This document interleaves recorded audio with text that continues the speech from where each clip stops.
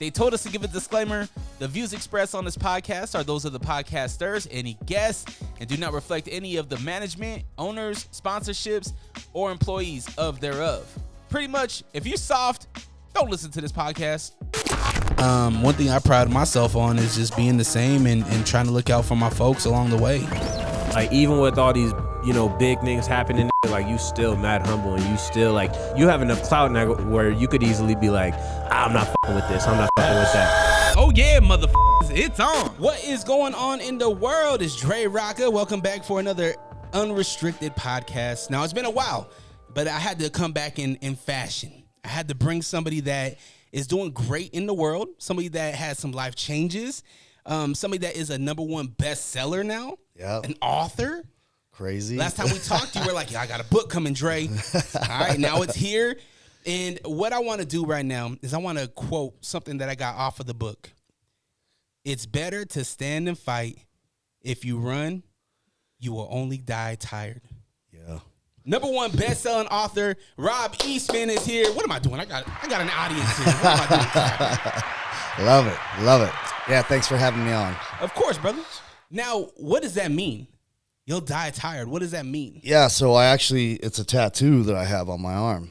And for me, that meant I ran from, growing up, you just want to fit in. I ran from the bullies. I ran from, accepting the fact I had ADHD. I ran from the fact that maybe I needed to study more. I just kept going harder into high school, getting into drugs, just avoiding all the hard stuff. And eventually it almost killed me. So it wasn't until I stood and fought for me and understood who I was, studied me more than I studied math, all of those different things, tried to fill my life with women or cars or money and still feeling empty. It was like, man, it's time to stop and to fight for yourself. Stop giving up, stop running away. So that's been a thing I live by enough that I tattooed it on my body, and it's meant a lot. Kind of the title of my book, Warrior in the Garden, it's like, man, I had to warrior up. I had to stop faking it. I needed to be prepared. And ultimately, that's what got me into running ultra marathons and cage fighting at 35 years old, and all these things. I didn't want to be scared anymore. So that was just a journey that took me down the path of becoming a warrior. Was it scary fighting? Standing up and being like, I'm done with this. I'm ready to change my life. Yeah. So for me, it came really, really hard. 31 years old, back on my parents' couch, going to rehab.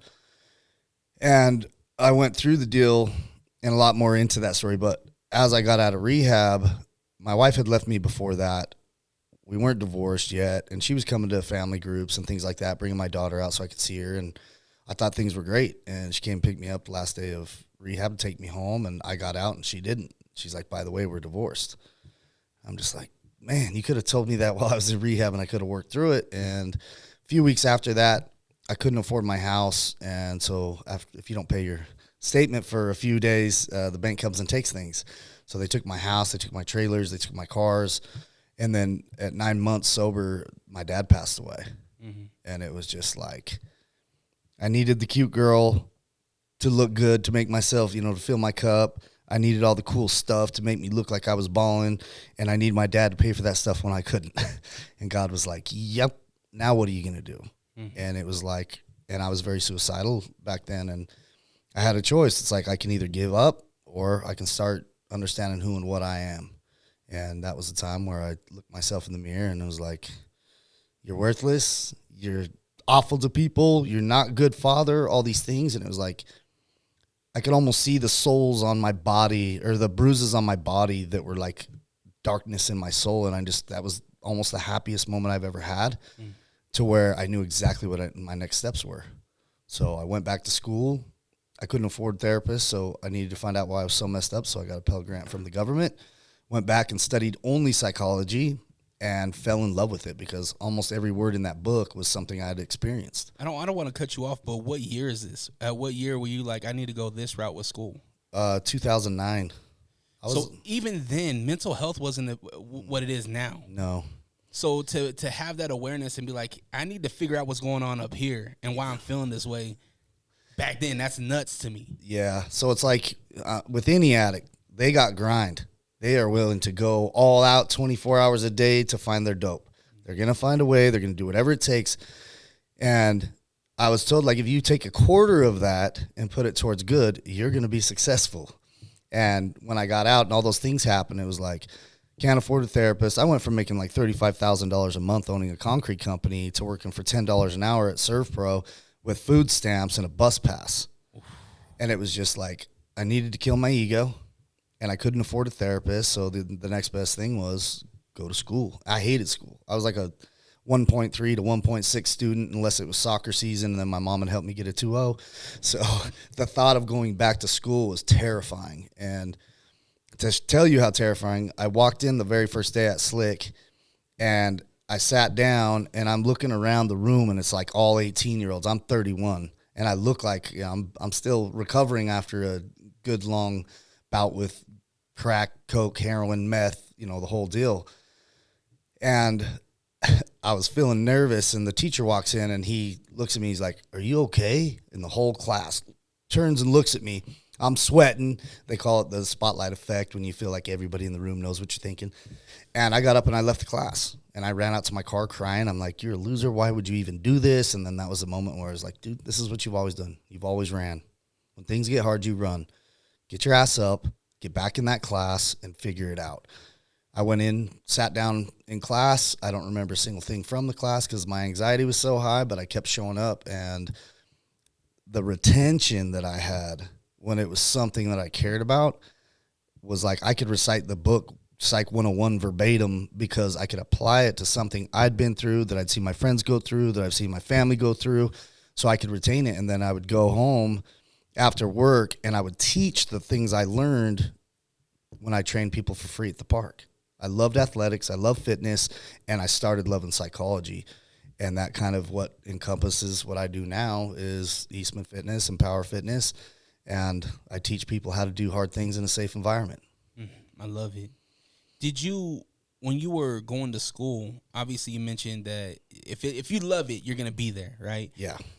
But you can't just go for just one class, right? So I may be the first one to ever do that. When I got the grant, I went in, and you have to meet with your counselor. And I sat down there like, you need a test for math, English, you know, to see if I'm even up to par with a accredited class. So that's what I'm thinking is like, did you graduate high school? Yeah, barely. So they happily graduated me so I didn't have to come back. And my dad was the school board president, so I think they were a little afraid of me. But yeah, I passed. I think I was like my cumulative was like a 2.8 overall. Is that whatever. an honest 2.8 though? Oh no. I had like what do you call them, tutors, and I was so good at manipulation. I'd be like, no, I'm not going to do it, and my mom would sit there next to me. She's like, I'll write it if you tell me what the thing is, and I wouldn't. And you know, people helped me out for sure. And so I went in and I was playing the game, and I took a test, and I was like, I would have to take 2 years of math before I could get to an accredited class. And I was like, nope, English was terrible. You know, I had a brain trauma in 2007 where it took me about 2 years to remember a phone number. So I could have a note taker and I could have extra time in the test and all this crap. But it was like, I'm not trying to graduate. I'm just doing this so I can know why I'm so messed up. So I came back in. I was ready to drop out, and I hadn't even started yet. And I was like, you know what? I'm only going to take psychology. And they're like, well, you can't do that. Don't you want to graduate? I'm like, no, that's not why I'm here. And they signed off, and I took a couple psychology classes and got to a point. I told my story to my teacher the first term, and then the second term, he saw how good I was doing with psychology. He's like, dude, I'm going to save you some time and money. He's like, write your story down. Go get this book, this book, this book, this book, and study your story and go help people. And I was like, okay. How important is it to be that teacher in this world, right? Just to Bro, listen to a kid. Yeah. And I not think, go by the book. Yeah. Right? And I think I was actually older than him. Wow. And it was like, how much, with your own kids, they study math, science, English, history, whatever. How often do they spend time figuring themselves out? Yeah. They don't have classes for that. Nope. So what's your best asset? It's us. It's you. If you don't like you, but you get a 4.0, it's not going to matter what you do. You're going to be unhappy. You know how many kids, like I work in youth mental health and suicide prevention. We buried a lot of good students. And the parents, when I talked to them after, they're like, you know what? We pushed them too hard in school. We weren't seeing the signs. We weren't doing this. It's like, we got to get better at letting our kids know that they don't need to be perfect and that they'll be okay, whether they're a 1-9. Everybody's got some genius, you know? So I don't have a college degree and I make great money, and it is what it is. I followed my passion. And I wish somebody earlier in life would have said, you know what? It's going to be okay. Just whatever you choose to do it well. Obviously, the system that we have education-wise isn't set up to be successful in 2023, in my opinion. Yeah. Do you ever see it changing? And what does that look like? Yeah, I feel like there's a lot of schools popping up, like entrepreneurial schools, and teaching kids how to work on social media and taking them into nature. But the society still sees that as just a weird thing. But I think it's going more, hopefully, you know, in the next 10 years. There's a lot of schools that you only take the classes that you want. And other countries, like we see a lot of Indian doctors from India, because when they're done with their normal school, they don't have to go take generals. If they want to be a surgeon, they go take the classes to become a surgeon. It's like, why would you study all this other stuff if it's not going to do what you do? It's just a moneymaker. So I think that trade schools, like how many kids actually go off to college and use the degree they got anyways? A lot don't. I know a lot of business management guys that are not using it at all. They're out driving truck or running a backhoe. It's like, it's kind of a waste. I was watching, me and my wife, we were watching the George Foreman movie. Yeah. And when he went to the trade school, I forget what it's called, but it was big back in the day. It was Greenpeace. No, it has a name, and it's out there out west. Oh my god. Oh, Job Corps. Job Corps. Yeah. And I was telling my wife, I was like, I was very tempted to go to Job Corps because I didn't like school. I liked the social aspect of it, but there was things that I didn't even. I hated school so much. I got rid of Algebra 2. I went and just did the class so I can get rid of it. I didn't have the last math I had was sophomore year because I ran through it the end of my sophomore year because I ran through it. So I just want to get this done and over with. But if I was actually focused on something that I actually cared about for those 4 years of like true school, I think I would have, maybe loved it more. Yeah. Imagine how many happy kids would be turning out and becoming experts in their craft by 22 if they got to pick the classes they liked, that they were interested in. And there's like, that's kind of one of the things I do in my programs. I find people, help them find their passion and teach them how to make money doing that. It's like we chase the dollar, we chase the high money job or whatever, and you come home ornery, you're take it out on your wife or your kids or whatever. It's like we got to find a way to be a little more whole and love what we do. Everybody doesn't get to do that, but I think if we teach our kids early that they don't have to be a genius in math, or they can be great at math and not at English, or, all these different things, that they're going to be okay. Do you remember growing up, maybe early days of like a defining moment of like your character? Man, for me, I think that didn't happen until like 32. I was always a great soccer player and an athlete, and some of that stuff's in my book. It's like, it was almost like a drug for me because I was picked on in the hallways, but when I was on the court, the field, the mat, everybody was telling me how great I was. And that feels good when you're not used to that. So as soon as the season would be over, I'd go down into another low, and it's like constantly just a life sucker, whether getting attention from my mom or my dad or my friends.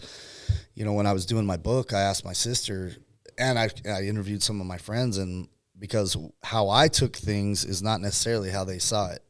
There's my truth, your truth, and what really happened. And my sister said, I used to just sit there and watch you on the phone going through a list of friends and them telling you that they're busy or that they couldn't do it. And what was really going on is you'd wear them out. I would just want their attention all the time, need to be in their face.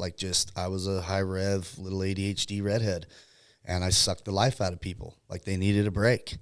And I didn't, we didn't know about that stuff back in the day. Mm-hmm. But knowing what I know now, when I go into schools, it's like they feel different or they feel dumb. It's like we just need to learn how to help them direct their energy to a healthy thing rather than finding the wrong friends, doing the wrong stuff, and numbing out with drugs, alcohol, porn, social media, games, whatever it is. Creating Warrior in the Garden. I get the title right? Yeah. Warrior in the Garden. Creating this book, one, how long did it take? And two, what's the process of becoming an author? So my dad died in 2010, and we didn't have any recordings of his voice. We had only a few journal entries, things like that. And we're like, man, that is crazy. And my daughter was 7 months old when he died. So as she got older, I thought about that a lot. And everybody, I've been speaking for a long time. And people are always like, do you have a book? Where can I read your story? And I was like, nah, because writing, I attached that to school. I was like, nope. I'd like get the cold sweats. Like, I'm not good at that. That's an insecurity of mine. I'm dumb. I'm all these things. You still tell yourself the same things you learned in elementary school. And so that's when I started my podcast. And I'm like, I can tell a story, So if I were to die today, my daughter can hear my voice. She can hear some of my philosophies and what I'm about. And then I tried to help some people. And then it got to a point where it was like, I'm helping the community all the time. I'm out busting my butt. I'm on the front lines of some pretty heavy stuff. If I don't write some things down, then it dies with me. And I'm like, my family, I owe them more than that. So I reached out to one of my buddies who was an author, and he set me up with I got a ghostwriter because, I can tell a story, but I'm not writing it down, and I don't know where the dots go, and I don't know how to fix running sentences, and I didn't know you can't put the same word in 2 sentences back to back. Like, there's a lot. So she's a high-end lady out of Utah, and I'm like, hey, I want to hire you to write my book. And she's like, yeah, I don't do that. She's like, I need to meet you first. So she took me up. I had to go to one of her book retreats, and we went up to Bear Lake. And as we were up there, it's crazy how people, like true writers, they know how to draw your story out in a book format, if you will. And one of the things we did was we went outside, and they brought out blindfolds. And we're like, what in the heck are we doing? And they blindfolded us, and nobody could talk. And we had a guide, and they guided us around. They said, when we put your hand on something, feel it, touch it, smell it.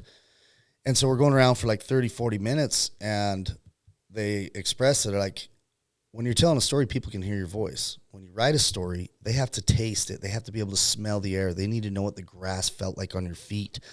So it brought this whole other understanding of how to write a story, which was really cool. And at the end, she loved me right from the get. And so she's like, I would love to tell your story. And so we went up to Snowbird and locked ourselves in a hotel room for like 7 days. And she asked me, prompting questions in timeline. It's one thing we get bad at is the timeline of things. Like, you can't tell a story and bounce back and people get lost. Yeah.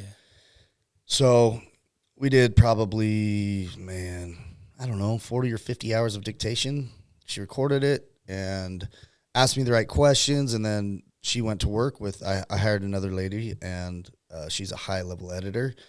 And they started writing my story. And in the first chapter, it was my story, but it didn't really sound like me or feel like me. They were using words that I didn't even understand. I'm like, look, I want a 10-year-old to be able to understand every single word in this book, because I know there's some kids out there like me that want help. But if I read a book and there's 6 or 7 words per page that I don't know, I'm putting the book down. So they started changing it. And within like the 3rd chapter, it was freakishly my voice. Like, I couldn't have told it any better. And I was like, okay, now here we go. This is it. And then we started interviewing ex-wives and teachers and my mom and my brother and my sisters and all these people that were a part of the story, because I didn't want it to be, I wanted to take extreme ownership. Yes, I was a victim in some things, but if I stay in that victim mentality, then that's not going to help anybody. Yeah. I wanted to tell a story that had lessons that ultimately by the end of this thing, we got to the 25th chapter, and something happened to me as an adult, and I'm going to leave that for the readers. As an adult male, you know me, I'm a pretty wild, tough guy. And something happened to me that if it can happen to me, it could happen to anybody. And I was reading it, and I was just like instantly back to that little kid getting bullied on the playground. Like, this is in black and white and going out to the world. There's no way. So I sat for a couple days on it. I couldn't even read the chapter again. And I called my publisher or my writer, and I'm like, hey, I've got a lot of therapy through this. I'm glad I've healed from this. I know a lot of other people have healed through the process. I think let's just finish it. And because I was going to cut it off at like 28 chapters. It ended up being like 35. And I'm like, I'm going to print one for myself, give one to my mom, my family members, and my daughter. And she's like, no. She's like, this isn't your story anymore. It's like she fell in love with it. The other writer fell in love with it. She's like, we know so many people who need to hear this. This is my brother. This is me. This is my dad. This is so many people, and nobody has written a vulnerable book like that. And she kind of forced me into, and so took a deep breath and kept going. And anybody that hears or knows me and hears author by my name, they're just going to blow their mind. Like, no way in hell. So it was a cool experience. And I think the thought of me having to write it is what prolonged it 10 years. And then once we started, it took us about a year and a half. And now it's out, which is crazy. And we hit #1 international bestseller, #1 in 4 countries. We #1 in the U.S., Canada, the U.K., and France. And to see that, one, it doesn't care, mental health doesn't care where you live, how much money you have, what color you are, doesn't matter. And that's the one thing that humans share in common.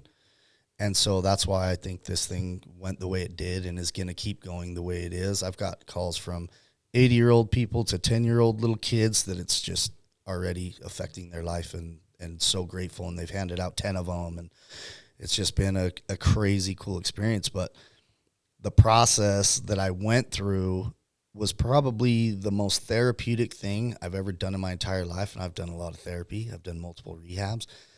And it was really being able to get to a place of maturity that I allowed other people to tell their story about the same thing that happened that I saw completely different than they did, but allowing them to have their feelings.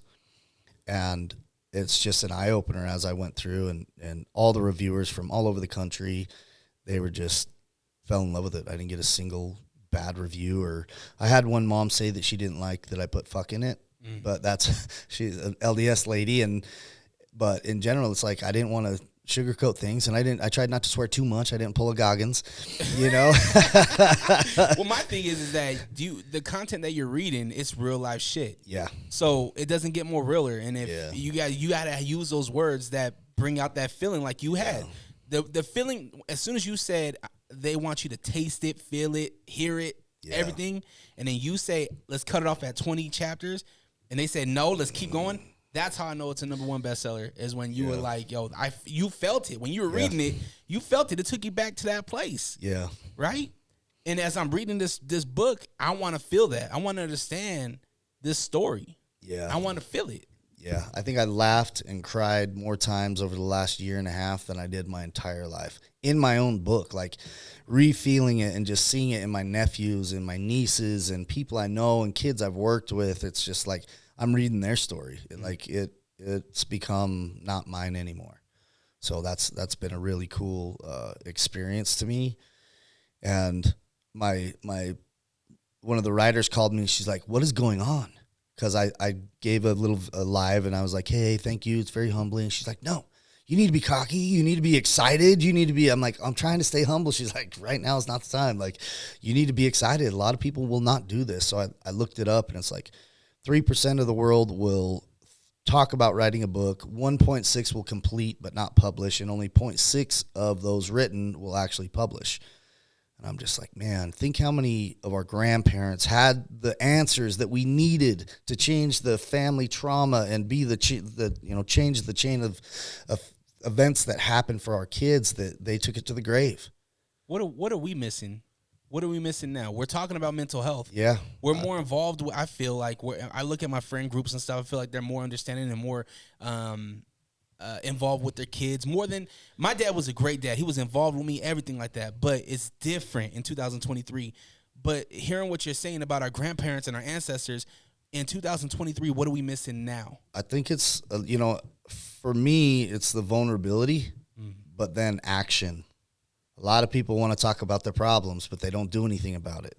It's like you hear the same conversation 3 months later. You're like, yeah, you already told me this. And you still are in the same place.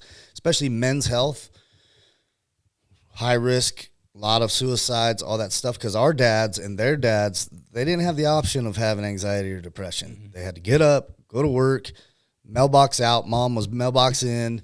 And that was just the roles we played. And now it was so bad they couldn't do suicide. Yeah. It's facts.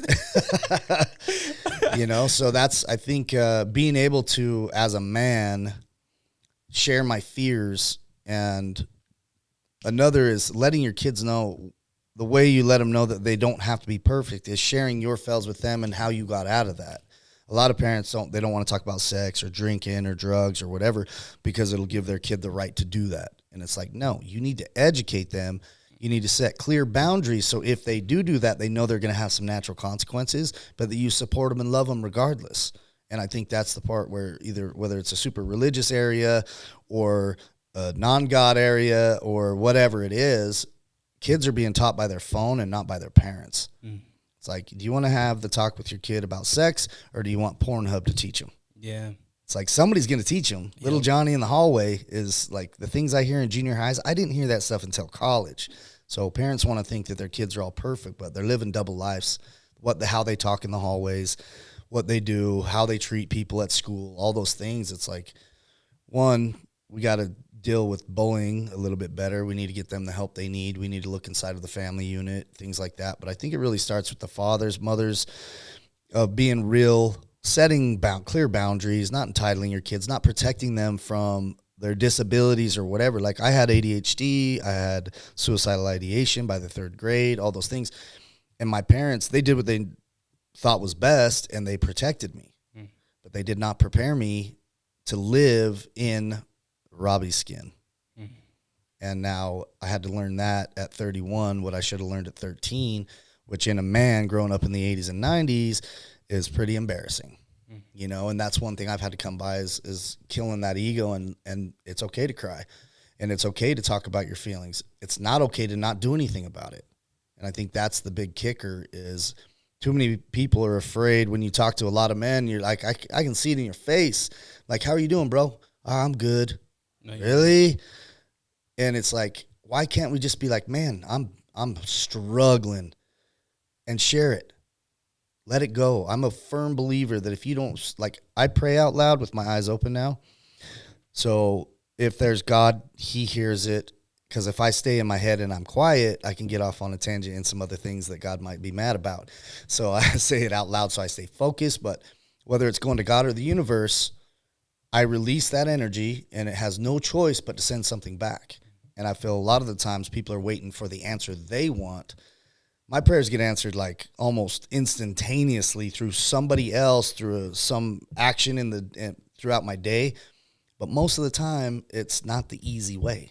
There is action involved in getting what I want in that. You hear him say, God doesn't give you patience. He gives you an opportunity to learn patience. Mm. So it's all these things of becoming better, letting go of the old belief systems that have been passed down from generation to generation in our family, knowing it's okay, that's all they knew, and that's what they were taught, but we don't have to do that anymore. Mm-hmm. We get to design our lives. We get to prepare our children for the real world. It's like with my daughter, that's Warrior in the Garden. The saying is, the student asked the master, you teach me to fight, but you talk about peace. How do you reconcile the two? And the master replied, it is better to be a warrior in the garden than a gardener in a war. By my parents protecting me my whole life, I was not prepared for the day that I had to leave the home. There's still going to be bullies as adults. There's still going to be bullies in your work. You're still going to have bad relationship, unhealed people. Do you understand the red flags? Do you understand the behaviors? Are you strong enough? Do you love yourself enough to say no? And most people, the answer is no. Grown-ass men, grown-ass women going from relationship to relationship, just trauma, dragging the kids through it. And it's like, I'm guilty of that too. I needed to have somebody in my life. I needed to do these things. And it's like, it came time where my daughter started getting older, and I always talk about this. Have you seen Den of Thieves? Yeah, of course. When 50 Cent takes the dude in the back room and there's all his homies and wife beaters and all that, like, yeah. That's going to be me. Yeah. And then I thought, like, do I want to have a good relationship with my daughter, or do I want her to fear me? And it was like, I got to change my thought process here. And then as she gets older, so I got her into jiu-jitsu at a young age. She's been boxing at my gym for a long time. She runs like Spartan races. We're jumping off of cliffs. She dirt bikes. She can shoot guns. I wanted her to understand, like, you can't tell that your kid they're awesome.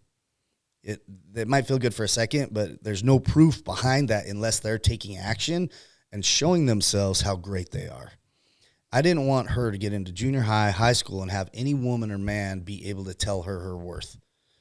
And that takes some work and some practice and some sitting with them, not trying, like, sit with her and let her have a bad day, not fix it for her, but talk her through it. Like, I just wanted to be better. And it's like, as teenagers, I feel like it's a bi-weekly event for me because I want to protect. I want to never see her cry. And it's like, if your daughter or your son comes home after a date and it didn't go well, there's nothing you can do after the fact. So we got to give them the tools necessary to see it right from the start. And for some people, it's never even go on the date because you know the guy's a player or the girl's bad news or, you know, whatever it is, and love themselves enough and be brave enough to maybe get made fun of because they dissed one of the popular kids or whatever because they stood their boundary. I just fit into every group because I didn't want people to pick on me. So that required me to be fake and wear masks with this group and change how I talked and change how I looked and change what I did just so I would fit in. And at the end of the day, I'd go home and I'd be exhausted because I played the part the whole day. Mm-hmm. And I knew that if anybody knew what I was really like, they probably wouldn't like me. And I don't feel like I'm the only one who's ever done that. So I feel it just comes down to the vulnerability and being willing to maybe look dumb. But I think that more times than not, half the room's going to be like, thank you for saying that. I wasn't brave enough to. I had a teaching moment with my son. He got into his first fight, 5th grade. Got into his first fight on the soccer field. You know, kids jogging at each other, right? And I told my son, you know, you need to stand up for yourself. You know, you don't let nobody talk to you any certain way. You need to do things. And the reason why I'm telling you this is because there was a moment in my life when I didn't, and I was about your same age, and it ate at me. And the kid was 3 years older than me, right?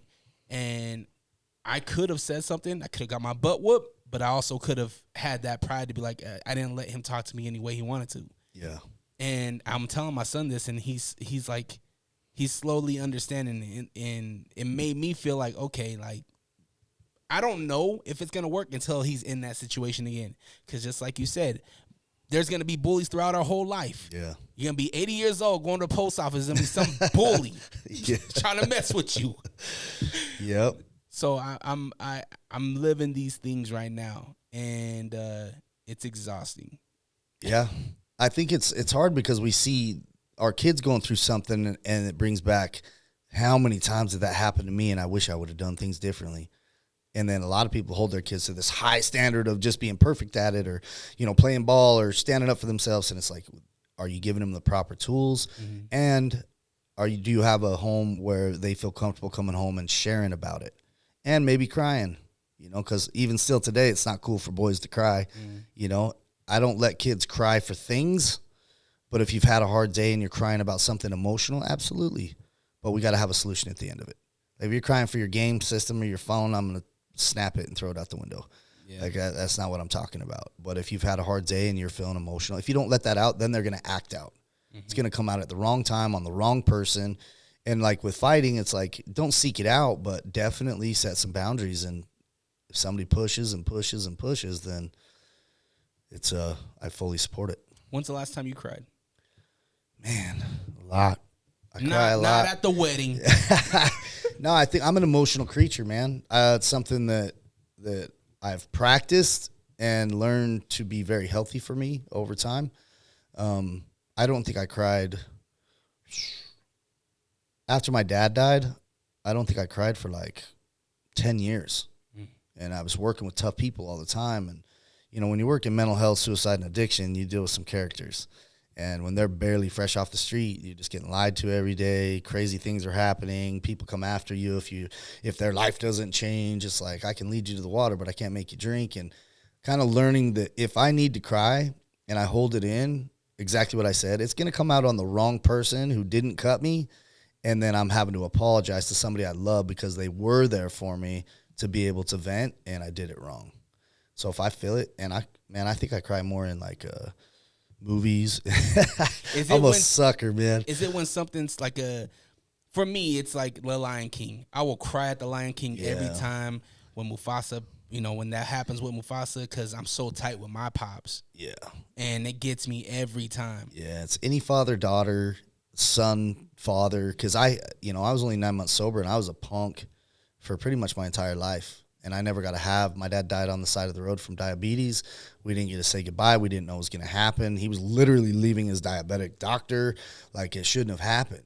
And so I'm living there like, man, I had all these things I needed to make up for. So I cried a lot that little bit there, and then I just got into this. I was pretty resentful at God, if there was one. I always tell people, I hope he knows jujitsu, because I'm going to choke him when I get to the pearly gates. We're going to have a conversation. Like, everybody's worried about getting interviewed there. It's like, I want him to answer some questions for me too. You know, it goes both ways. And so, like, Southpaw, where his wife dies and he's taking care of his little daughter and he's not living up to it, and he has to go through all this stuff to get his daughter back, and there's triumph, and it's just like, dude, that's my story, you know? And now my wife has 3 boys, and they've been through some stuff, and to be able to come into that setting and literally have been prepared for the last 13, 14 years of my life to be perfect for this situation has been just like, okay, now I know why I was doing what I was doing. Like, there's a lot of times, man, I had to take a few months off of coaching people when I lost my first guy to suicide, and it was like, man, I'm not helping anybody, you know, because I'm internalizing, I'm viewing that one thing. I've helped thousands of people, but that one thing just about derailed me.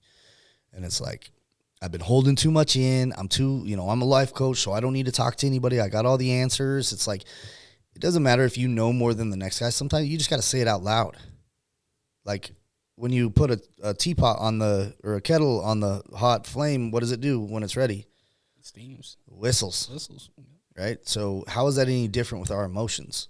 If you're topped out and you don't share that, and you maybe go to sleep and you wake up with another quarter inch of energy left, it's like, you're going to blow up at work, at a driver that cuts you off, at like something, go to the club and drink too much and get a DUI. Like, I'm a firm believer that, have you seen, I think it's called Bruce Almighty? Yeah. Where he's like, oh, you think you can do better than me? And he gives Jim Carrey the chance to be God for a day.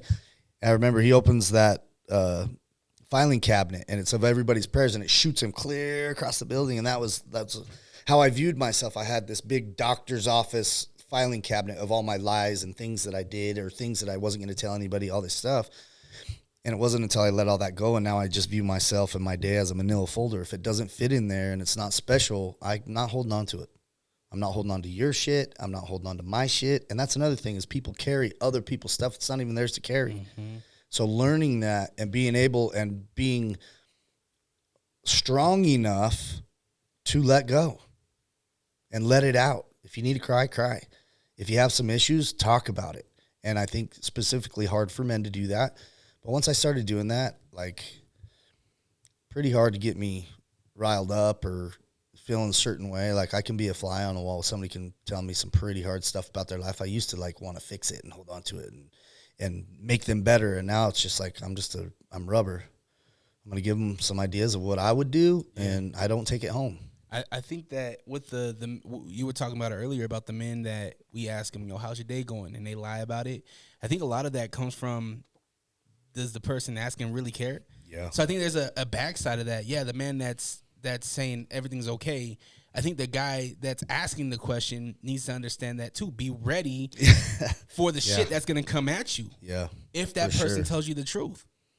Right? Yeah, absolutely. That's another thing. I'm glad you brought that up, is a lot of kids who are going through stuff, and adults, they're trying to convince whoever they're talking to of the situation. Sometimes the best mentor is not your family member. Maybe you have to go outside of that to find somebody who's actually going to listen and give you some good advice back, that loves you enough to tell you the truth and not what you want to hear. So I think that's a big one. And unfortunately, there's a lot of parents that don't believe in mental health. They think it's just a mood. Like, put a smile on your face and go back to school. And that's not the good way to go. And this kid's suffering in their own home. So I always push people to, like, find 3 to 5 mentors of somebody that has the business you want, somebody that has the relationship you want, somebody that has the spirituality you want, somebody that's just, like, happy all the time. Like, go and pick their brain. Like people, real good people, they're more than happy to do that for you if you do the work. Yeah. Like I can't do it for you. If people ask me more than twice about the same thing, they're not doing the work, and I can't help you anymore because my free time is important, and it's going to go to the ones I love. It's not going to be spent on people who we call them assholes, people who ask advice but never use it. So I've dealt with a lot of assholes in my life, and I see it coming now, and I'll give you some homework, and if you don't do it on time that we set, then good luck. Come to me when you're ready. Warrior in the Garden is out right now. You can go on Amazon. I actually ordered mine, and yeah. I'm getting it next week. Okay. Hardcover. Perfect. Let me know, and I would love to come in and sign that for you. I need it to be signed. Your daughter's on the back. Yep. The front picture, you with your shirt off with some tight ass pants. The pants is so tight, bro. I know I've got so much crap for that. I don't think painted on. Oh man. So yeah, we wanted to show just kind of the warrior overcoming pretty much anything in life, and having the hands outs, like kind of asking the adversary, let's go. Like, I'm not going to do it anymore. I'm here. And then the back cover is just like me and Sophie, just and the relationship that we've got to have over the years and enjoying it, you know? So it was a long time, and like that stuff, like picking out the cover picture and all this stuff. I did a different one, and the writers were like, no, we want to see you with your shirt off, looking like a warrior. Was this before or after the retreat? This is long after. Okay. Yeah. So you don't do pictures until. That's what they wanted. Yeah. So. You like, know, when you said the retreat, the first thing that popped into my head was the movie Misery. Have you seen that? Oh yeah. I was like, oh man. Yeah. Rob's gonna lose his ankles. That show's crazy. But on that side note, there is when I walked into this. It was a big mansion up in. Have you ever been to Bear Lake? No. They have this community that they've just built, like these massive houses that are like, I imagine they're like timeshares or something. But I go up in there, and there's these two older ladies in there, and I start talking to them, and I didn't even think about it. And another lady walks in. Ends up being 13 women and me. And most of the books were being written about narcissistic, toxic male stuff. So I'm like, oh my gosh, here we go. Oh, they're going to get you. Yeah. And it was a cool experience to be able to sit with them in their pain and express that I had been that guy before, and like I understand what your husband or your brother or your boss or whatever it is, and then help them understand that when people do the work, that's not a life sentence, that it doesn't have to be a pointing finger, tearing people down. So that really helped me write my book in a way that I didn't give anybody too much credit on what they caused in my life. I just shared the experience and then a kind of a lesson behind it. Whether it be the church, I had bad experiences with the church, but it's not the church's fault. It's like people are human. People are not perfect. I wasn't perfect, and the way I treated girlfriends or my wives, I was an addict at the time. I wasn't acting right, and and that I made up for those things, and just wanted to paint the full picture of what I went through, what I caused, and that no matter what, if you continuously move forward and do your best, that's all you can do, and that life can be pretty awesome. You got Warrior in the Garden off your chest, right? You were vulnerable throughout this project. Was there anything you held back on? Is there anything that you're keeping for maybe a follow-up book or something like that? Yeah, I got a few more books in me, but I think it'll just be diving deeper in, because it's 35 chapters, which is pretty big for a memoir. It's like 90,000 words, right? So if I told my whole story, it'd have been like 200,000. Like there's a lot. So we decided, like, I got a whole book that I could write on my trip to Everest. I got a whole book that I could write on my trip going with BYU to Israel as one of my punishments to not get in trouble for beating up the cop, and all these different things. And then some kid books about wearing masks and becoming whatever the bullies needed you to be through elementary. Like, they're developing those skills. That's not a good skill. And then you polish them through junior high and high school, and then you come out this narcissistic, fake-ass dude who's using all of these things around, the bells and whistles, to protect all the rot underneath. So it's like, I told my story, I told the lessons, but yeah, as you get into it, how many times you screw up when you're drinking and drugging? It's like, I could have spent another month writing just those stories alone. I just needed one story of like that to teach the lesson. So I didn't go into all the depths of all of it. You'll get the idea, Like I was sick for a long time. How, like, if I take you into that, most people are going to put the book down and they're going to go straight to the psych ward because I just ruined their month. Like it gets pretty deep, and you got to have some peaks and valleys and get people feeling what I felt, but not keep them there too long, because it can be triggering, if you will. And that's not what I wanted. I wanted it to be a positive. I wanted to get some tears. I wanted to get some laughs, and I wanted to get people feeling better, like they can go out and face the world again. Were you ever incarcerated? A couple times. Nothing stuck. And that's where I'm like, how the hell did you dodge? Yeah. Major time. Yeah. If we had cell phones, I probably would be in prison. So I lucked out and luckily had the opportunity to change my life. I think anybody that grew up in the 80s and 90s and was running around, and I was in Battlefield, Utah. I was hanging with gangbangers. Like I didn't need to do that. It just gave me this sense of confidence and ego that I could act out and not get in trouble. And you hang around the bar life long enough, shit goes down. Oh yeah. But luckily we had to have a camera and take a picture and hope that it got developed right. And if we had Snap and everybody on their phones right now, I think all of us would be in trouble. It would be really bad. It would be really bad. So yeah, I lucked out, but hopefully I'm doing good enough now that I can help change some lives. What does your daughter think about this? What does your daughter think about the book and this author of a dad she has? I think she's really proud of me, and she's in that stage now. She's a 9th grader and still trying to figure out. She's going through a lot of her own stuff, but I think ultimately she's super proud of who I am, and I wanted to leave it to her. And I just signed my very first copy today and gave it to her this morning, and it's something that she gets to explain how she grew up. She grew up in AA. She grew up in the MMA gym. She grew up barebacking horses. She grew up rock climbing. She grew up me pushing her super hard like a boy so that no boy could push her around. And now my wife, thank goodness, is teaching me that I taught her the lessons, and now I need to treat her like a princess and be softer and kinder. And that's a transition for me. What does that look like? What kind of things does Rob Eastman and Baby Eastman, what do you guys go on daddy-daughter dates? Yeah, so for her, we went last year. It's called Rope Swing Moab, right? She was 13 at the time. And I'm like, no fear. Whatever you're not willing to face is going to become a problem in the future. And you go and you get harnessed up and you're standing on the edge of a 450-foot cliff, and she just sends it, And, I've had her. Hold on. I seen this video. And so she flies off this. Well, as a father, what are you thinking? There has to be some type of like, oh shit. Yeah. I'm thinking if something happens, I'm going to be in big trouble. But to see this her. Can't go in the book. Yeah. Like there was 5 or 6 dudes and some women. There was probably about 15 people there. And they were all like questioning, like, oh, you can go. And Sophie's like, I'll go. And they're like, how do you want to jump? She's like, will you throw me? And everybody's like, boo, oh, let's go. So 4 of the dudes grabbed her by the leg, grabbed her by the arm, and she just sent it, man. And she, what I say is like what I learned in becoming a skydiver was the man that leaves the plane is not the same man that lands on the ground. It's like a year's worth of therapy all in the minute fall, and then trying to figure out how to fly the kite that you've never flown before and not land in some farmer's field.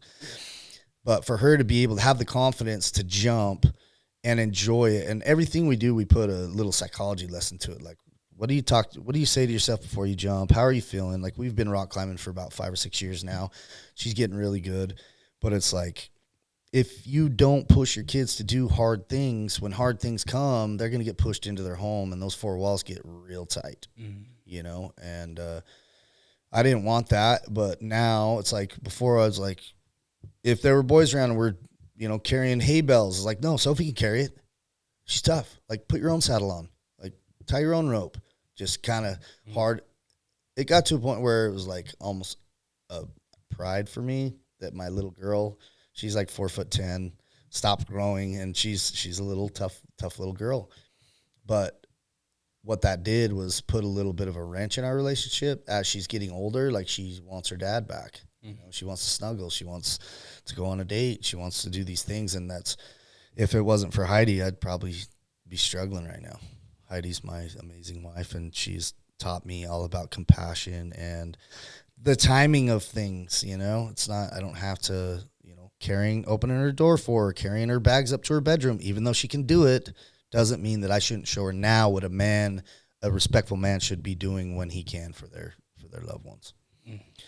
My baby, she's about to be 3. Yeah, she'll be 3 November 7th. So she's got you wrapped. Oh man, it's bad, bro. Oh, it's bad. Her mom has created a monster, and I'm sure I put some little dash of whatever on it too. You are how many months now married? Not even one, barely one, in a couple of days. Tomorrow? Yeah. Tomorrow. Dude, we had the most. Happy 1 month anniversary. Thank you. Ireland, you went big. Yeah, we went to Scotland. So I'm a direct descendant of William Wallace, who's the most famous fighter who kept Scotland when the English wanted to take it over. He's the main character in Braveheart. So we were going to get married, just elope to Mexico and get married on the beach. And then my family's like, we're going to go on a genealogy trip. And so I was like, baby, how many people do you know got married on the beach? She's like, a lot. I'm like, how many do you know got married in a castle? She's like, okay. So we called out and we rented the William Wallace Memorial Castle that sits in Stirling, one of the most famous battlegrounds of all time. And in the top, it's open, and they call it the crown, and there's like 8 ridges of stone that goes up over it. And we got a bagpiper, and we went up there. It was raining, and she's got this nice dress on, and we've climbed this tower, and we get up there, and she's like, no, let's just go get pictures. So it was me, her, the cameraman, and the bagpiper. And bagpiper's standing there for looks. And we're sitting there, doing the fake pics and laughing and talking and all that. And he's like, do you want me to play? I was like, yeah. He gets the bag filled up, and the first second that thing hit, me and her both just looked at each other and just started bawling. Like, it was the most spiritual. Because of the rain, the stone was shiny. The wind's blowing. Her veil's blowing. It was like, I'm getting chills talking about it. It couldn't have been any better. And just to be able to share it, and I was the guy, I don't know how much we talked before, but I was the guy, I was never getting married. Love had burned me too many times. I thought it was a fluke. It was a man-made invention to draw money into things. And when I met Heidi, it was like, there's no way I couldn't marry this woman. How'd she catch your eye? You want me to be honest about that? Absolutely. All right. So, Warrior in the Garden, you asking me if you can be honest. Well, I know the answer. I've listened to the podcast. Yeah. So the first day I was at a wrestling tournament, and I'm on my phone, and I'm getting called down to go coach one of my boys, and I looked up and I saw her from behind, and she has a smoking body. And I walked by and I looked at her, and I'm like, man. And I felt, it sounds weird, but I felt something. And so I'm like, I'm gonna go find her as soon as I'm done. Got done coaching, came back up. I couldn't find her anywhere, and it was an all-day tournament. And this was the first time that you've seen her? You didn't see her? Nope. Okay. Never seen her in my life. And then I couldn't find her, and so it's like a 10-hour day. And as I'm leaving, I'm going up the stairs, and there she is. But now she's with her son, who I know to be her son now, and what I know to be her parents. Did one of your boys have to whip her kids? I don't know if we ever wrestled. It's when you're at a tournament like that, I can be coaching 2 mats at the exact same time. We could have 8 wrestlers wrestling at the same time. So it's not like where you're sitting with your team. They're just calling people, boom, boom, boom, boom. So I didn't know. I'm thinking she's like, could have kill him, and you're like, kill him. You guys are battling each other. Not yet. And so I wasn't gonna go up and be like, hey, in front of her family. So I went, and this sounds creepy, but I went and sat in my truck, and I'm like, if she comes out, I'm gonna wait like 10 minutes. If she comes out, I'm gonna talk to her. If not, it wasn't meant to be. Nothing happens, and I said a little prayer. I'm like, hey, I feel something. I need to know this woman. If it's meant to be, make it happen. Drove off. And like a month later, I was on Tinder, and I saw a picture of Tinder. You're a He-Man woman hater at this point, but you're still on Tinder? Yeah, dating. I still, needed attention. And I see this picture, and she looked really familiar, and so I sent her a message, and she writes back, and we're talking a little bit, and I'm like, I swear I know you from somewhere. We couldn't. Not the same friend groups, not in the same companies, it was just, there was no attachment. And I'm like, hey, I got to take off. I got to go to wrestling. She's like, oh, my boy wrestles. And I was like, that's got to be where it's at. And I'm like, send me a picture. And she sent me a picture of her that day. And I was like, you're never going to believe this. And it might sound creepy, but I saw you. I noticed you out of the whole crowd, and I tried to find you that whole day, and I want to take you out. And so we met, and Rob, that's mad aggressive. Yo, send me a picture. I just wanted to see if I recognized her. Yeah, all right. And so we were meeting at the Oyster Bar downtown, and I told her, I said, hey, meet me in the parking lot. And, you have to pay in that little parking lot. Mm-hmm. She thought that as like, this dude's going to kill me in the parking lot. So she sent her friends, her location, called like 5 people. If you don't hear from me in 10 minutes. And she pulls up and gets out, and I'm like, yeah, I want to pay for your parking. She's like, oh my gosh, I was so scared. So that was the start of that. That's smart, Be safe than sorry. Yeah. So then we just started talking, and she had been through some stuff over the last year with her late husband, and we just had a lot in common. And she was the realest. Like, she's a very successful businesswoman. She doesn't need me. She doesn't need really anybody. And so that allowed us to have a real emotional conversation. And she was in a place where she was willing to ask the hard questions, just like I am. Like, what do you want? Where do you see yourself in 5 years? What do you think your relationship's going to look like? People don't want to do that first date because they want to fall in love first and then find out the dirt. I also think age has to do with it too, right? Yeah. Like at the age right now, I mean, I'm in my 30s, right? I'm approaching 40. If I ever, God forbid I lose my wife or whatever, I don't have time to be like, yo, what's going on? We need to figure this out now. Are we going to work? Are we not going to work? Are you trying to get this money? Are you trying to get a career? Like, what are we doing? Yeah. So right then it was just like the most connection, real conversation I'd had in a long time. There's a lot of people out there just going to tell you whatever you want to hear to get linked up and hopefully get wed, Mm-hmm. And, so going home, she's like, I only date people over 6'5". Oh, fuck. How much money do you make? All this shit. And I'm like, I wore some boosters. He brought out the Skechers. I'm tippy-toeing, wear some Hokas, and so I'm insecure. Like, we had a great time, but I'm like, man, is it enough? And then she called me right after, and we talked for like an hour on the drive home because we were both commuting like an hour to see each other. And then and most people aren't. I'm like, can I see you again? She's like, yeah, I'm free tomorrow. And I'm like, I'll come see you. She's like, no, I'll drive out. So she drove clear from Harriman to Layton. I'm like, man, she's putting in effort. Same thing. It was just like we'd known each other forever. And then I went out, and it was like we've talked that way every single day since we met. And I don't think we've spent a day apart. And so for me, it was like, okay, this is what a relationship's supposed to be like. Like, soulmate, best friend, lover, companion. She's smarter than me where I'm not, and I'm smarter than her where she's not. Like, it's magical, and I just feel super blessed to have her and learn something new from her every day. And really, I value her opinion, which I don't know if I've ever had that in a partner. Mm-hmm. I was always the one taking care of things, so I'm the one making the decisions. And she's a very, very smart, intelligent woman, very beautiful, and I just value our relationship a lot. And so it's been really awesome. And she's an author. Her book's going to be coming out soon. It's called Buying Time, on financial literacy, but also the difference between being rich and being wealthy, about having a good mindset and not overworking to where you miss out on all these other things. So being well balanced, and she's a powerhouse. Love her. That's awesome. So I'm happy for you. Yeah, thank you. Happened really quick. What did the kids think? I think they were all just like, what? And being... Mom, you said 6 foot. He did actually say that. He was like, you said you would never date a short guy. So, working through that, and then once we connected, I haven't thought about that in a long time, and we don't worry about much as far as that stuff goes. And other kids are older, right? Like, yeah, we have 9. Our youngest is Miles, and he's 9, and he's just a sweetheart, cool little dude. I just got him into jiu-jitsu, and he's loving that. And then Cole is 14, and I'm coaching his football team. Then my daughter's 14, Mountain Ridge, which is right there. And then Caden is 16, and he's like a 16-year-old that's like 28. He's more mature at 16 than I was at 31. Just super driven, killing it in school, wants to be a special forces. He's going to boot camp next summer, and then going into West Point as a Green Beret. Like, it's just cool to see, and they've been through some stuff, and to see how resilient they are, how resilient their mother is, and how they welcome me into their home and Sophie into their home, and just like these are the cards we were dealt. That's exactly what we're the cards. Like, these are the cards we were dealt. What are we gonna do with it? Are we gonna keep folding, or are we gonna make it happen?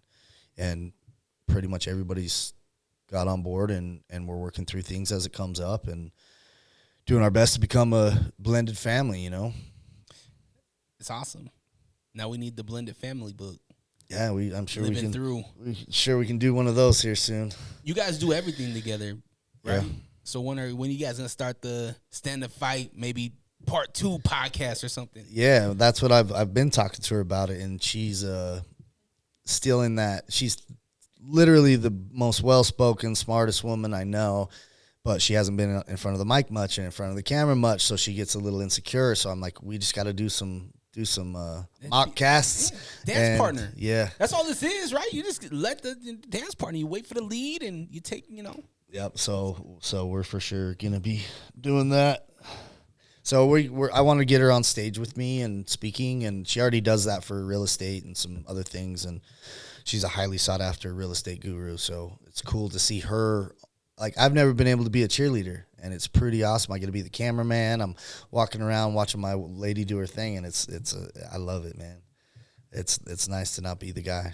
That's awesome. So where are we at with Eastman Fitness? So we're actually closing up doors end of the month and moving out to Salt Lake. So Salt Lake City, here we come. Oh man, you got the building? I think so.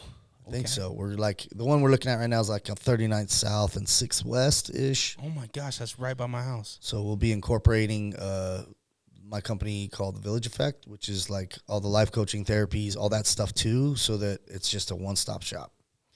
Are we doing, is there age restrictions? Are you? No. Yes, there is age restrictions. We don't babysit. Okay. That could be a 6-year-old. That could be a 13-year-old. So I've had kids as young as 6 that are ballers in the field, doing workouts and all that, and I've had 13-year-olds that can't sit still. Like, if your kid, he might need a higher level of care. He might need to go in through that door and get some therapy. But, yeah, we don't babysit, and if we're really good at, if it's above our pay grade, if we can't help, we don't want your money, we're going to get you to the right people. Are we still keeping Eastman Fitness? Is that the brand? It's now in Power Fitness. We kept the EF. Okay. But if I were to die today, I didn't want it to be my name. I wanted it to be something that can be carried on with anybody.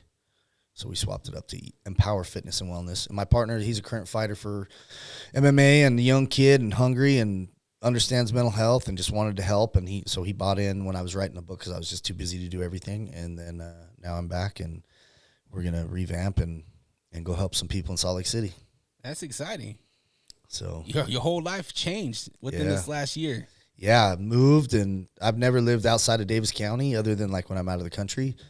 So being known in everywhere I go by somebody, I can't get a burger, I can't go get a bagel, I can't, whatever. To not being known has been really cool. What's Harriman? What county is that?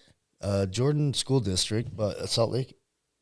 It's just we're just northwest of the Real school. Okay. That big red building out there. So we just up there, and it's nice to not be needed, I can still do my thing, but it's kind of been nice. So you're living life in Harriman, got a new family, got a new book out, got a new gym coming. What else? Man, I'm gonna just focus on that for a minute. Yeah.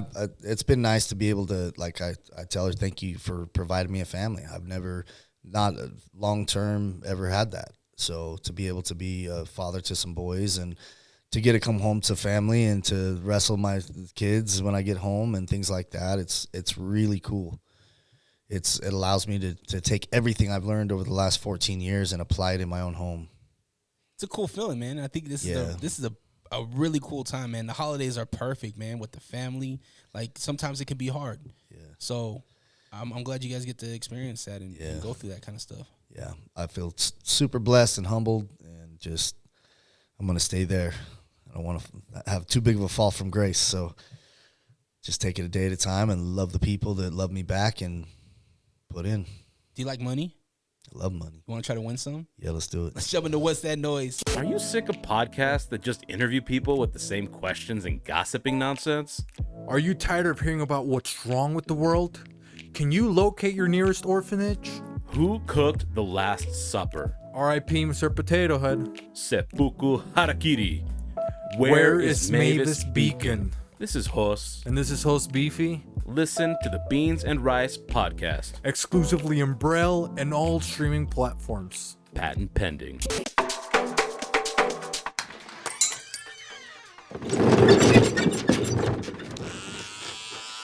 Having a good barber is essential, but having that good barbershop experience is even more essential. Get the barbershop experience you deserve with Boogie Down Barbershop, now located at 7378 South Plaza Center Drive in West Jordan, suite number 106. Gentlemen's cuts, tapers, fades, and even a hot towel shave is on the menu. So book your appointment today at boogiedownbarbershop.com and even follow us on social media at The Boogie Down Barber. What? What is that noise? 385-240-4666 is the number for What's That Noise. You can play at home. So if you would like to win some, let me know. And What's That Noise is powered by the good folks over at the Will Wonder Podcast. Will Wonder Podcast happening live with an interview with the guys from Algia Got a Pain, one of the scariest movies that's coming out, and it's all made here in Utah. So I'm really excited about it. It's called Algia Got a Pain. Tuesday, October 17th at a bar named Sue, 8136 South State Street. No cover, 21 and above. Come on out. Okay, you ready? I'm gonna play this noise, and if you can get it right, I'll send you $50. You guys got Venmo or something? Yeah. Nope. Yeah. Okay. All right. Can you hear? All right. Here we go.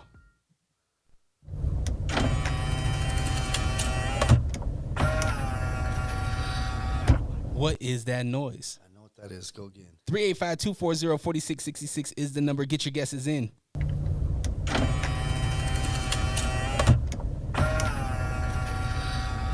And you can talk it over if you need to. Is it a CD? Oh, I was thinking it. Yeah, that's a good guess, actually. What were you thinking? I was thinking like a copy machine. Ooh. Like that way and then. I feel like you know it's when in it a goes that way car. and then that Showing way. their It age did right sound- now. Yeah, it He did said a sound. CD player and a copy machine. It did sound like it was in a car, though. One more time. Here you go.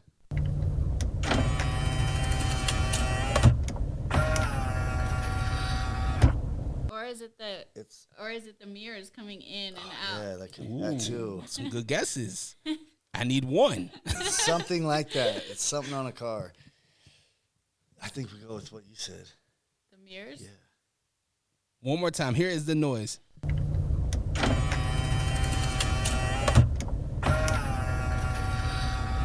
Yeah, I think it's. I think the mirrors. You want to lock it in? Yeah. Too bad this ain't the newlywed game. Maybe that's what. Next time I'm going to play the newlywed game with you. So, you're saying, you said the mirrors? Automatic Yeah, you know the mirrors in a automatic car. mirrors, like when you push. That's the what my button on truck the mirrors Oh, sound you guys like. got money. Your mirrors go like that. Yeah. Jeez. Oh, I didn't know all cars don't do that. Dang.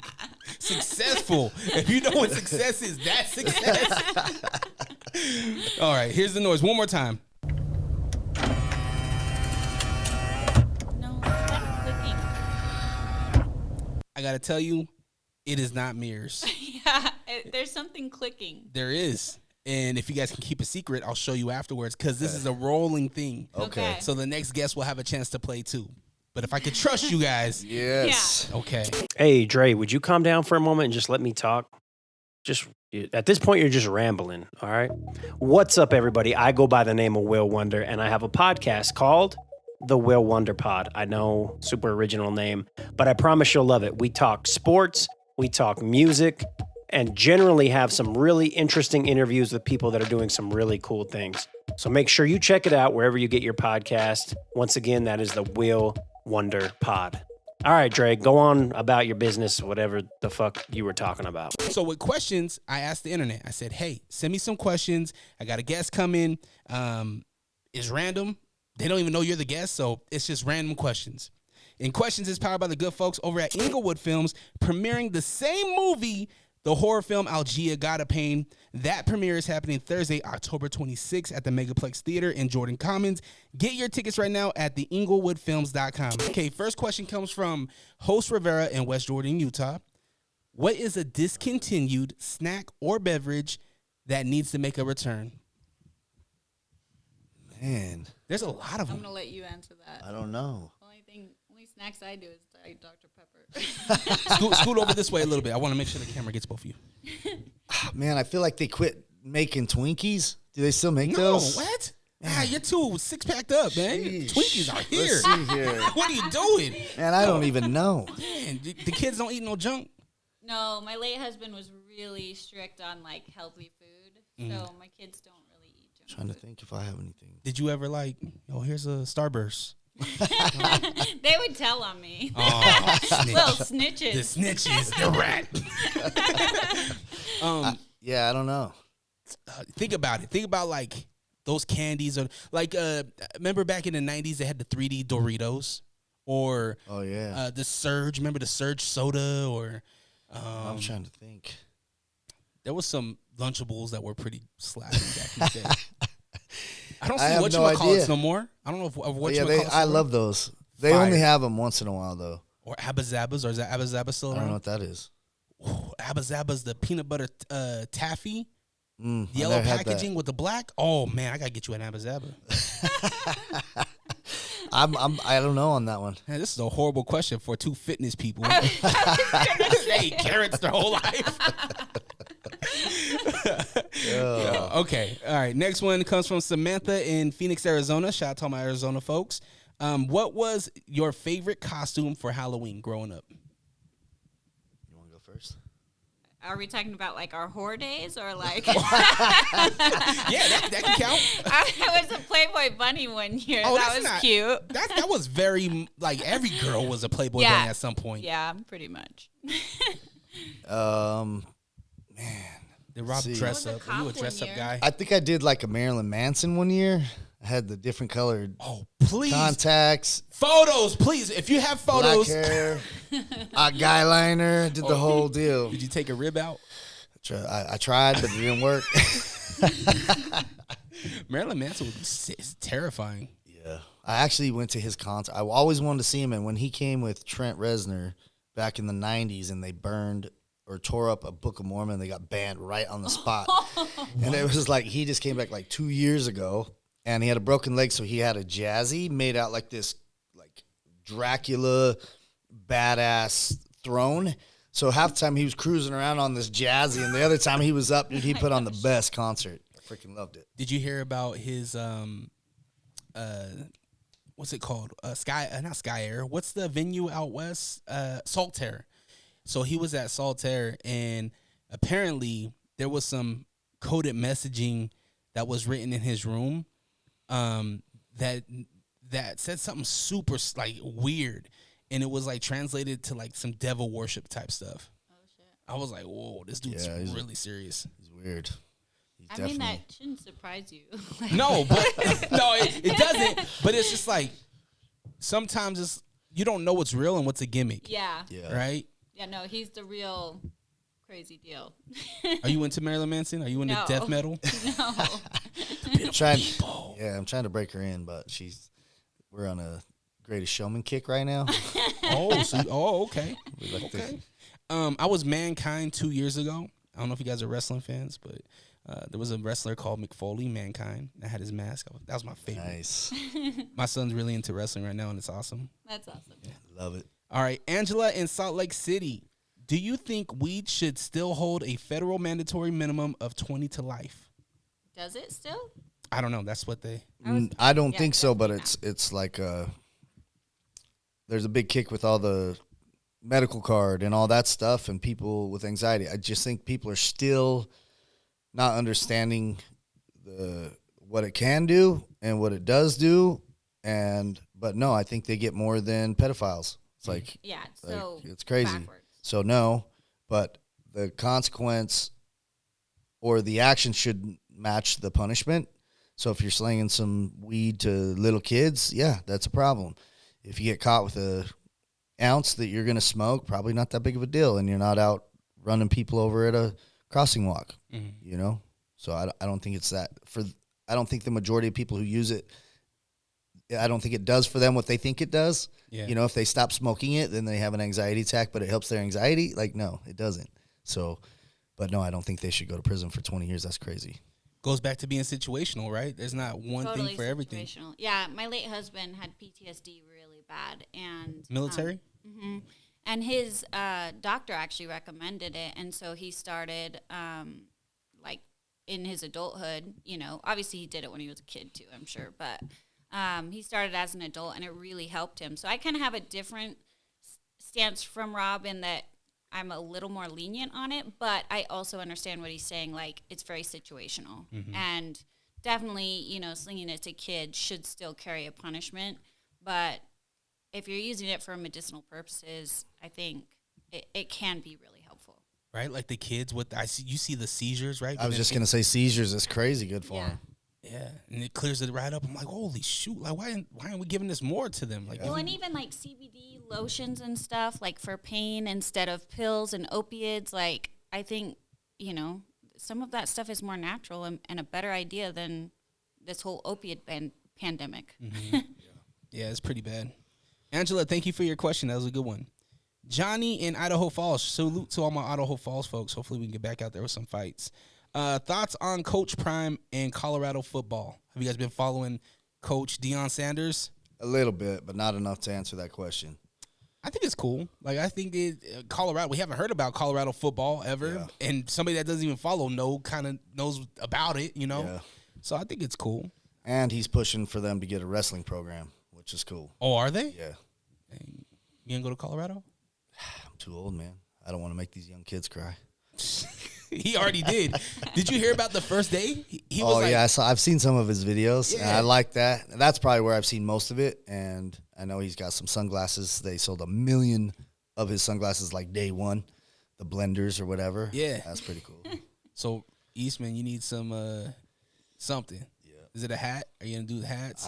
Yeah, we're going to figure out some cool swag. Okay. It'll be worth wearing. All right. Thank you for that question, Johnny. Angel Severa. You know Angel. Yeah. I love Angel. The other side of Beehive. Oh, yeah. We were just with them the other day. Yeah. So he asked, he said, Mother says, he always says mother. Mother says I should cut my dreads. Should I? You guys met him. He has dreadlocks. He's 52. What do you think? Is he? Yeah. No, he's not. Yeah. He looks 30. It looks good, right? Dang. He's a handsome guy. Can I look like that when I'm 52? I would say no. I think dreads are fun. I like them on guys. I don't really like them on girls, but I like them on guys. Mm. And I think if that's a way for people to express themselves in a healthy manner, I think you just keep it. It's like kids with getting earrings or coloring their hair or whatever, and people freak out about it. It's like it's better than the alternative is what they could be doing. For sure. So do you. Have your kids ever done anything that, like, to shock you? Yeah, my son, when he was 6, asked if he could dye his hair blue, so we dyed it blue, and then he wanted to dye it red after that, so we dyed it red one time, and he's a little blondie, and kind of my stance, like, when I was raising my oldest, I was definitely like, absolutely not, we're not doing this, and as I've parented my 3 kids, I'm like, you know what? If this is the worst thing and he wants to express himself that way, like if this is the worst thing he does, I'm doing pretty darn good. So I'm definitely not as strict as I used to be. I think whatever makes you a better you, makes you more confident, then do that. There has to be a tight ass in this damn relationship. Who's the tight ass? Who's the hard ass? That'd be me. You're the hard ass? Yeah. My wife's the hard ass. Because I got parented differently. Like we had stricter rules and things like that, and I think we were parented pretty similar. I grew up. Well, very I parent LDS. differently. I Yeah, should say. he just parents differently. I kind of took the opposite approach of my parents, and I talk with my kids a lot in detail about things. And whereas, like with my parents, we didn't talk about things. Mm-hmm.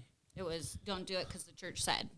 Oh, gotcha. So. I kind of wish I had. I don't wish that. I was gonna say I kind of wish I had the church kind of excuse for my dad. It was like, I'll beat your ass. Like, don't do it. That's what it was. I'll beat your ass. Don't do it. And it was all valid, right? It was me being dumb and hanging out with the wrong people. And if my dad worked 3 jobs, single father in a state that we didn't have no family in Portland, in Oregon. Wow. And it was the 90s, right? So it's just a lot going on. And so for him to take time off of work to come down to the school, that was big deal. It was a big deal, and he let me know. I think the common thing from parenting from back then is fear. Like, they parented by fear. Do what I say because of, and there's a, really negative consequence. Whereas, like, the way that I parent now is, hey, this is what could happen. This is what could happen. This is what could happen. You make the choice, and you're going to deal with the consequence. You do something bad and you go to jail, I'm not bailing you out of jail. But just understand this is a possibility, and I wouldn't recommend it. Your son's gonna kill people. He's in the special forces. It's wild.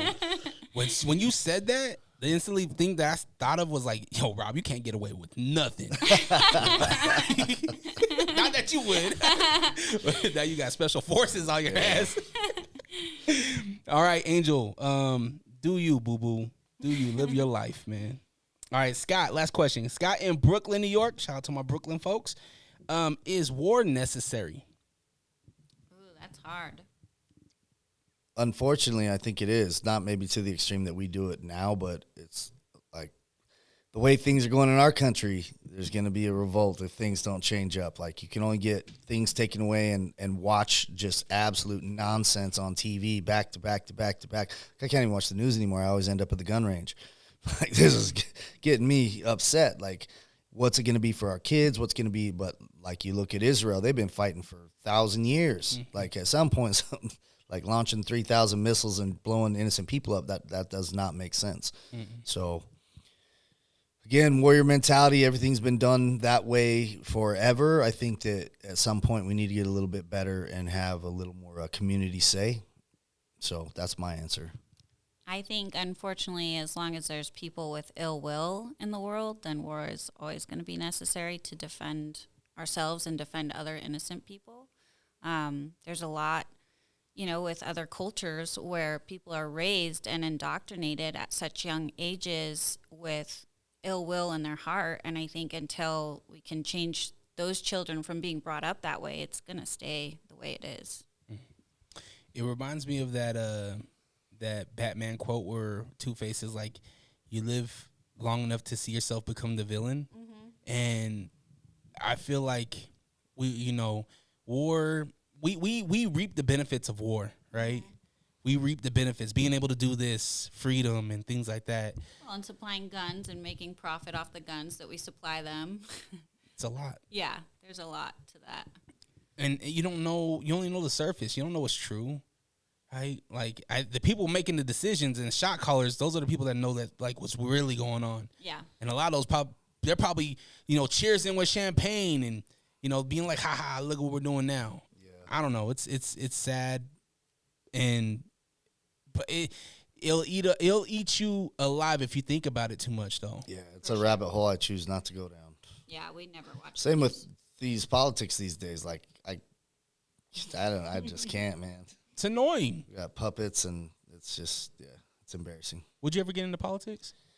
Yeah, on a state level, I think. My dad was, and I got to experience that, and you would have never known if he was right, left. He was just the guy that could sit down with anybody and be like, there's not right or left, there's right or wrong. What do you want for your kids? Now let's sign this thing.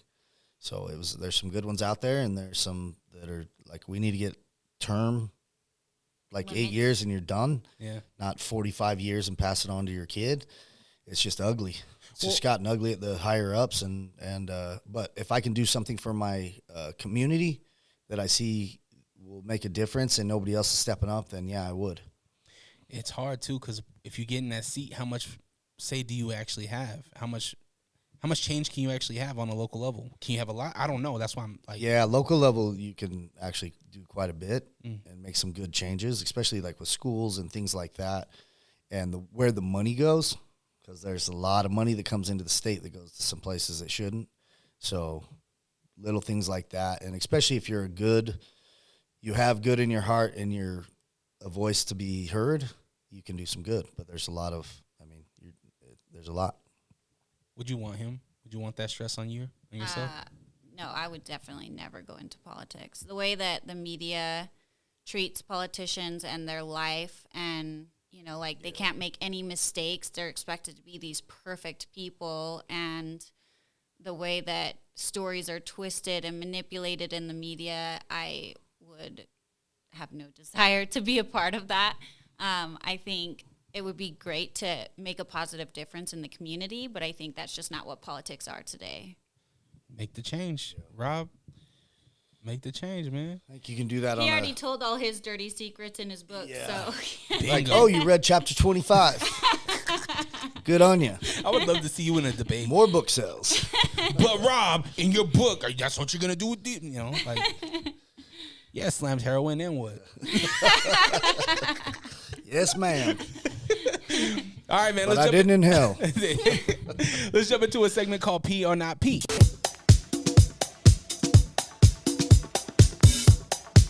If you're a sports athlete looking for a mouthguard to protect your pearly whites, look no further than All Sports Mouthguards. All Sports Mouthguards, located in West Jordan, Utah. Come visit us, 1385 West, 9000 South in West Jordan, Utah. We offer high quality, made in the USA, custom molded and custom designed mouthguards. Hey, yo, you're probably listening to the Unrestricted Podcast with DreRawka. We are? No, they are. Yeah, oh, right. Oh, wow. And I'm the real Ruby. You can catch me and Fonzie and the Funk. G Daddy Funk on Lake Talk 801 Podcast. Yeah, but I think you have to come in more smoother, more funnier.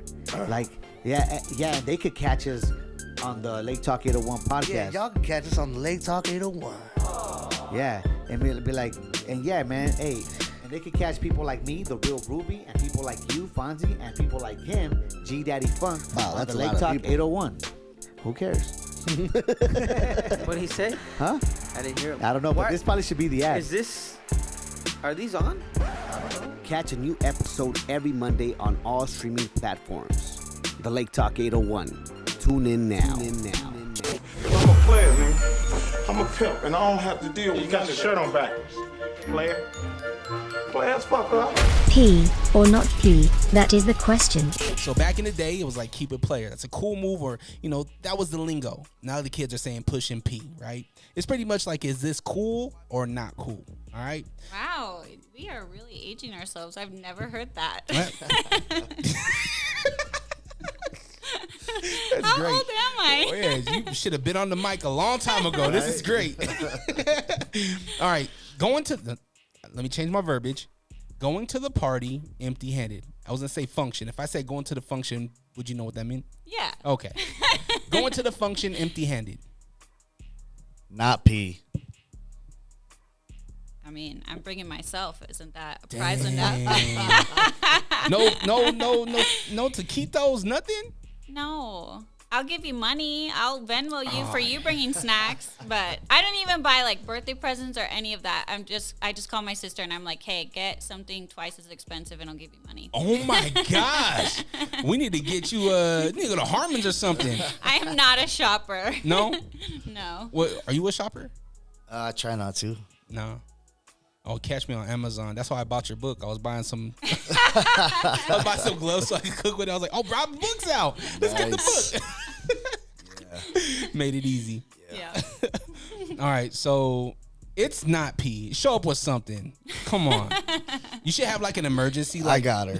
There you go. Emergency stash. Right? You said this earlier. You make up both, we're right? definitely like opposites. Like he makes up in the areas that I It's like I get the UFC fights and get the main entree. You can bring a salad. And then the best is when they just take it back home. Oh. Well, but even like when I host, everyone's always like, do you want me to bring something? I'm like, no. Like I'm hosting. It's my job to provide everything. So I'll have everything all together and like be a good host. Booge. Yeah. Well, what do you host?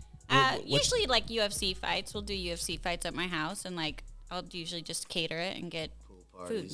Yeah, pool parties. Were you into MMA before, Rob? Yeah. Oh. Yeah, we've gotten the UFC fights for years. I don't know the names like he does. Like he knows like the names and the stats and all of that. I don't know that much. That's dope. I'm glad you were into that. Yeah. Might be a deal breaker if you weren't. This way. All right, pumpkin spice. I hate to say it, but I kind of like it. I love it. I hate it. Why? I don't know. I'm a caramel girl. Yeah. I like the sweet. Okay. So if I get anything, it's caramel. My wife said caramel macchiato. Yeah. Yep. Or a caramel frappuccino. Bingo. She loves that too. All right. Not shaking hands after a competition. No, that's bad. What am I supposed to say? Not P? Not P. Not P. not player. So shake hands, right? Yeah. You guys both Be a did good this sport. thing. Be a good sport. Yeah. Do you see a lot of kids that don't? Man, we just got destroyed by East, and they made a point, and it could go either way, but to pick up every one of the kids they pushed down after the tackle. But growing up in like boxing and MMA, it's like you go to war with that guy, win or lose, you give him respect. Mm-hmm. Yeah. So I've never been in a street fight other than maybe like a bar fight that I wasn't friends with the guy after. Is whether it's a bully or whatever. It's like, okay, they're willing to stand up or they scrapped, and that deserves a little bit of honor. Have you ever been in a fight? Yeah. Let's hear this story. Was it recent? No. I got in 2 fights when I was in high school. I was kind of naughty for a few years. Were you a bully? Were you a mean girl? Yeah, I was definitely a mean girl. What did you learn from that? How to be a boss bitch. And then now in my old age, I'm learning to be nice again. Okay. So as long as we're being nice now. It's coming around. Can you still find that cattiness? Are you petty? No. Are you not petty? No. I found myself being a little petty recently. Yeah? Well, let's hear this. Just like people saying, okay, I deal with a lot of musicians, right? Working in radio, I deal with a lot of musicians, and a lot of them think they're the hot shit, right? Until I tell them, okay, well then if you're the best, show you're the best. Go battle somebody. A rap battle. It's a verbal altercation, not physical. You prepare for the person across from you, and you get like 3 months to prepare, just like you would a fight. Oh, wow. And I didn't realize they prepared that Oh long. yeah. I mean, you listen to some of these rap battles, they're digging up everything. Nothing's off limits. I'm talking about mothers. I hate to say it, but even kids get brought into these things sometimes. But there's an unsung rule, like you don't go that route, you know. But recently I've had these guys say they're the best, and I'm like, yo, well then if you're the best and you're popping all this like I'm the best dude, go and prove it and get in the ring. Go do it. And so I'm petty. I'll be posting things like, yo, this guy ain't real. Instead of just minding my business, but sometimes I get petty. Yeah. But not all the time. All right, tighty whities. No. What would you do if you showed up with tighty whities? You wouldn't have them on very long. Get these things out of my house. All right, going to a sports event but not wearing any merch to support that team. I'm definitely not player because I don't ever do that. So, but I think that's okay. You wear a coach's shirt though, right? Don't you have a? Oh, like my own team? Yeah. Yeah, we gotta wear. Yeah, we wear that. But hold on, what? I mean, like if I'm going to an NFL game, I'm not buying a $100 jersey because I'm never gonna wear it again. Have your wife buy it. She got you. I was going to say, when we went to the NFL games, we dressed up. But I also was taking my son, and so I do it more for the experience than doing it to be player or not player. What sports team did you go see? I took my son on a one-on-one trip to see the Seattle Seahawks. Hey, 12th man. Yeah, got him good seats, and it was so loud. It was crazy. They lost, huh? No, they won. It was the game. What's his name? The guy that went to Denver. Oh, Russell Wilson. Yeah, it was the game. It was against him, and they were loud and they were mean. Oh, they were playing Denver when he played for Denver. Yeah. Oh, yeah. In Seattle. Yeah. Denver sucks. So. Yeah. It was a good 70 game, to nothing. Yeah, it's horrible. Like a little league game, A1 against B4. Isn't there like a stomp out rule? Like if they're above like 50, if they're up 50, don't they call the game? You think so? I would let hope them hit so. 70. Especially if it's kids. Like, come on. Oh, man. kids, yeah. I think they just now they run the clock over certain. If it's like 25-0, they just run the clock even at halftime. Well, to make you feel better about East, West stomped them out last week. Bad. It was bad. It was a big game too. I bet. Yeah, East and West. That's always a good game. Mm-hmm. All right. Not buying the hardcover of Warrior in the Garden. That is not player. Better go get it. Better right? get it. Yep. Are you signing? Are you gonna do like a signing thing? Are you gonna do? Yeah, like I need help with event planning. do So you we're need just help with? getting ready to set. I've got a guy. He wants me to come to his barbershop, but I want to do a community event where families can come, hear some stories, have some resources, and if they choose to buy the book, that I'm there and can get after it. Because I'm not an author. I am an author, but this is not what I do I want to help our community. So I want to put together a really cool event. Maybe Two you get things can some be true, though, Rob. musicians, and we do a concert, mental health concert or something. I think that's doable. What are you looking for? Like before the end of the year? You looking at the top of the year? A bunch of them, one a quarter. So I want to go speak in my hometown, Bountiful, Viewmont, Woods Cross, Farmington, and do a night event and start there. And then, but in general, we want to do some big community stuff where people come out and it's an event, like a fair, has cool stuff there, kids, and make mental health conversation cool. Yeah.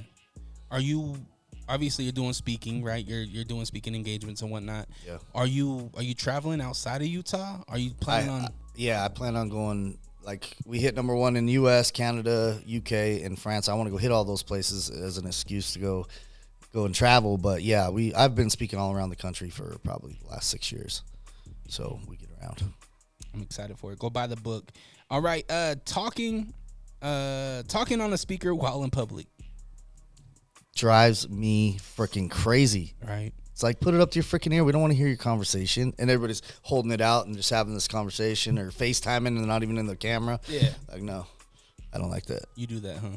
I wouldn't say I do that a lot, but I'm definitely oblivious to it. Like, we'll be at the doctor's and I'll be on the phone and Cole will be like, Mom, put your AirPods in. I'm like, oh, sorry. Like, I just got a new listing.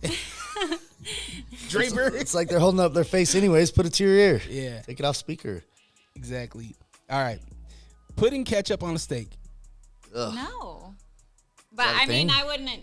Yeah. What was that? I Is only that a eat thing? good Oh, yeah. steak.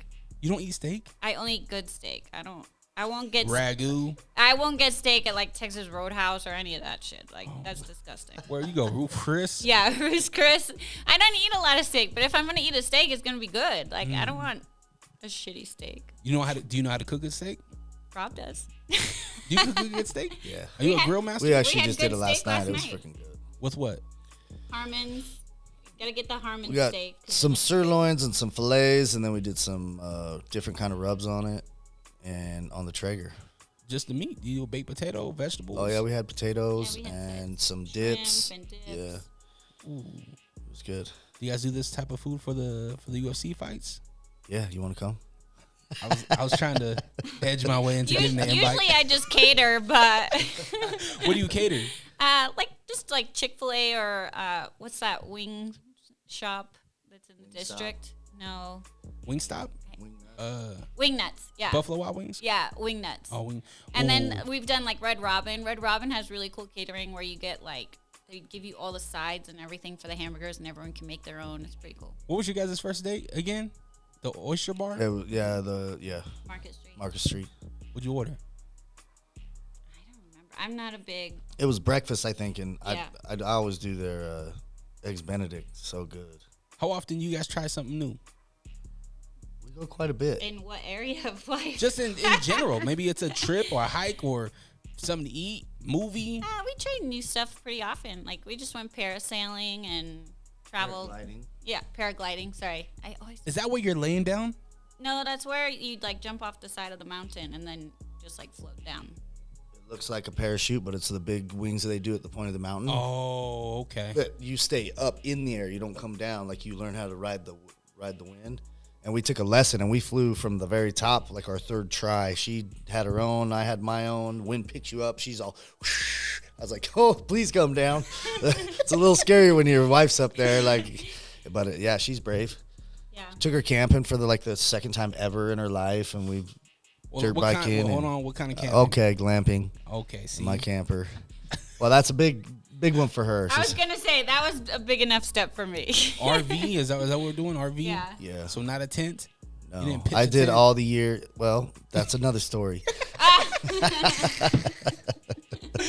Oh, Man, the tent, waking up and it's all hot and uncomfortable, especially when you're dirt biking, and with kids. It's just much easier to have a shower and an awning and music and a king bed.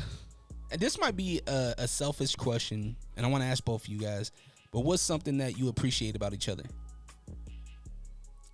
There's a lot. I think probably the thing that I appreciate the most is how he is with my kids and like what a good example he's been to not boosh my kids. I definitely worked really hard and was successful pretty young, and wanted to make my kids' life as easy as possible and give them everything. And I've really learned that they've got to be able to do hard things and work for it on their own too. And kind of that balance. I think he just really helps balance me in that area.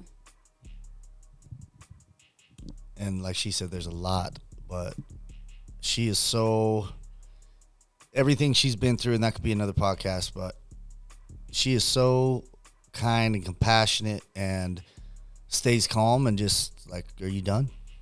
Like, are you ready to talk about this? And doesn't fly off the handle, and just such a sweetheart. And she's a lover like me, so very affectionate, and we vibe very well. So I just appreciate who she is as a human being. And it's weird to be married also to your best friend. So I'm like, sometimes I have to tell her, right now I'm venting to you as my best friend. You can't take it personal.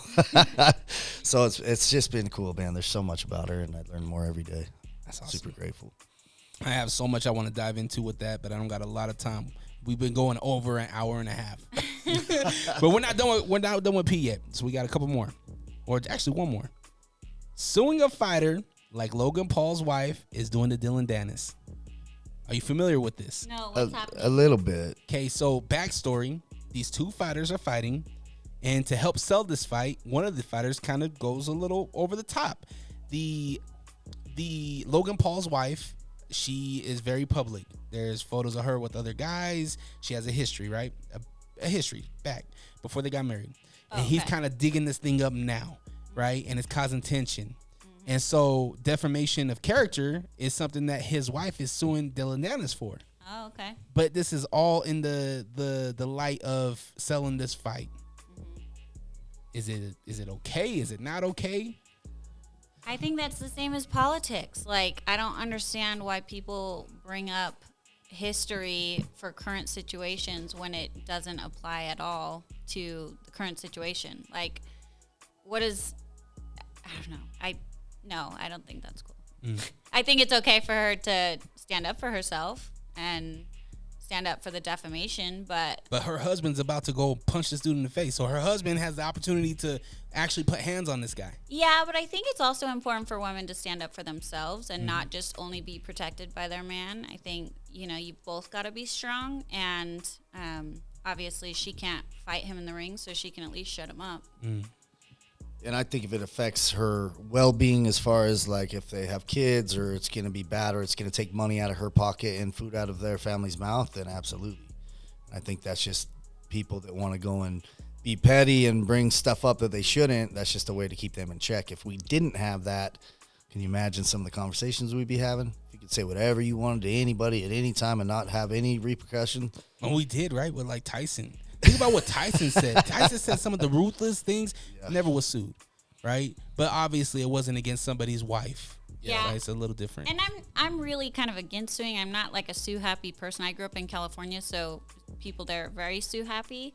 But I also think that, like, if you're that good of a fighter, can't you sell tickets without having to go after somebody's wife? Like, I'm pretty sure for me, I would be embarrassed by myself for not being good enough to attract the crowd based on my performance. Yeah. You got an absolute point there. I love that, and I think that homeboy is gonna get worked because it's a boxing match. Yeah, it's not jiu-jitsu. Yeah. Might end up being. Yeah, that's true. Never know with the Khabibs hopping the fence. It's true. And he was there for that too. Yeah, he caught it. Awesome. Warrior in the Garden out right now. Rob Eastman. How can we follow this journey? How can we get the book and so on and so forth? Yeah, so I'm most active on Instagram. I'm Tattooed Life Coach in the number 8. I'm Rob Eastman on Facebook, or you can check out robeastmancoaching.com. And my beautiful wife is Heidi McNulty on Instagram, and that's the one you use, and Facebook. And you're selling houses. You got a book coming. With speaking engagements. Yeah, so I flip houses. I have a pretty large rental portfolio. I sold one of my companies about a year and a half ago, and I've been doing like financial consulting and real estate consulting. And my book is on financial literacy and the values that you learn along the way and how to be fulfilled instead of just rich. I like that. You have any studios in your rental properties? I don't think I do right now. It's booming right now, so. Yeah, she just sold a big one up in Pepperwood, 4.7, and it had just about everything but that. Ooh. I'm surprised it didn't. We going to Ruth Chris tonight. That's awesome. Well, I appreciate your guys' time. I would love for you to come back, talk. Thank you. I would love to hear more about your story. I know that you have a tremendous one from what I've heard on other people's podcasts, including the Lake Talk 801. I think that those type of stories need to be heard, need to be said and heard and felt. Yeah. So whenever you want to, I'm here. Awesome. Open door policy. Thank you. Awesome. I really appreciate you. I've loved you since the day I met you. You've always been good to me and appreciate it. Every time we talk, it's always good. Absolutely. Unrestricted Podcast. Make sure you go and get the book, Warrior in the Garden, Rob Eastman. #1 bestseller internationally. Yeah. Go get it and be a part of the conversation.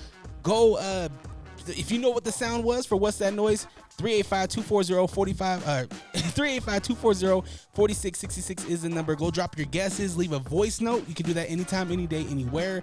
We can play it right here on the podcast. Go do that. Follow me on Instagram at DreRawka, DreRawka. Y'all have the day you deserve and always protect your life. We out. Peace.